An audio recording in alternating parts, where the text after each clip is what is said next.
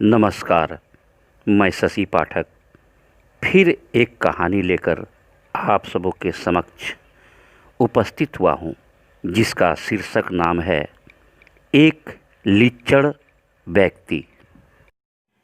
आसनसोल शहर में rail colony नाम का एक मोहल्ला है, जहाँ एक लिच्चड़ व्यक्ति रहता था, जो अपना कूटनीति से पूरे मोहल्ले में कीचड़ फैला कर रखा था। कभी किसी को किसी के खिलाफ चुगली लगा देता, तो कभी लोगों से उधार मांग लेता और पैसे मांगने पर उसी को सिनाजोरी दिखाता। कभी मोहल्ले में चोरी भी कर लेता। मानिए कि वो व्यक्ति महालिच्चड़ था। पूरे मोहल्ले के लोग उससे बड़ा परेशान रहता था। एक कहावत बन गया था वो। हर लोग आपस में चर्चा करते थे और कहते थे, देखो भाई, लीचड़ और कीचड़ दोनों से दूर रहना चाहिए। लीचड़ हमारे मन को खराब करता है और कीचड़ हमारे तन को। इसलिए ऐसी तत्वों से हमें हमेशा दूर रहना चाहिए। अचानक एक दिन वो लिच्चड़ व्यक्ति मर गया। मोहल्ले के सारे लोगों को जब ये पता चला कि वो मर गया है, तो मानिए लोगों में एक शांति और खुशी उदय हो गया। सारे लोग उसके घर में इकट्ठे हो गए।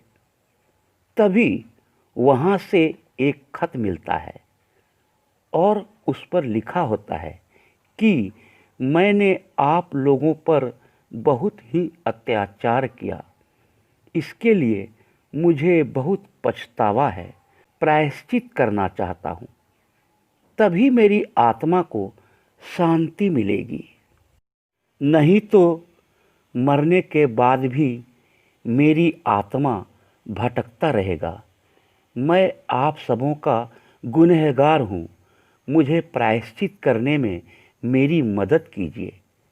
मेरा प्रस्ताव है कि मेरे मरने के बाद मेरी चिता को बांधकर मेरे ही ट्रैक्टर में पूरी मोहल्ले में मेरे लाश को घसीटता हुआ नदी तक ले जाकर जला दिया जाए और मैंने एक बक्से में कुछ रुपये छुपा कर रखा है।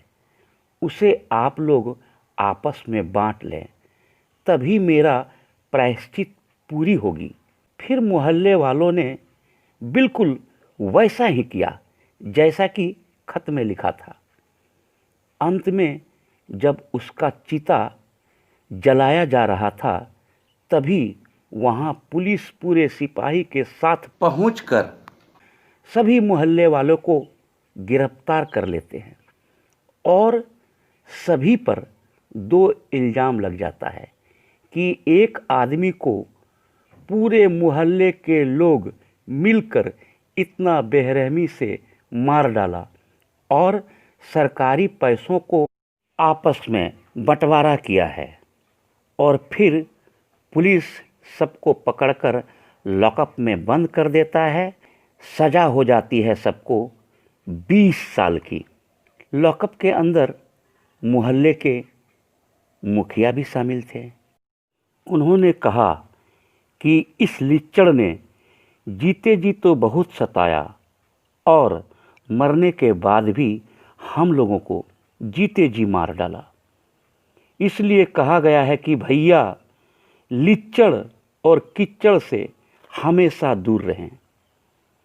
तो ये थी आज की कहानी। कहानी कैसी लगी कमेंट करके हमें ज़रूर बताएं। लाइक शेयर भी करें और अगर चैनल को सब्सक्राइब नहीं किए हैं तो अवश्य सब्सक्राइब कर लें। तब तक अपना ख्याल रखें। बहुत ही जल्द फिर मिलूँगा एक नई कहानी के साथ। बहुत बहुत धन्यवाद आप सबों को।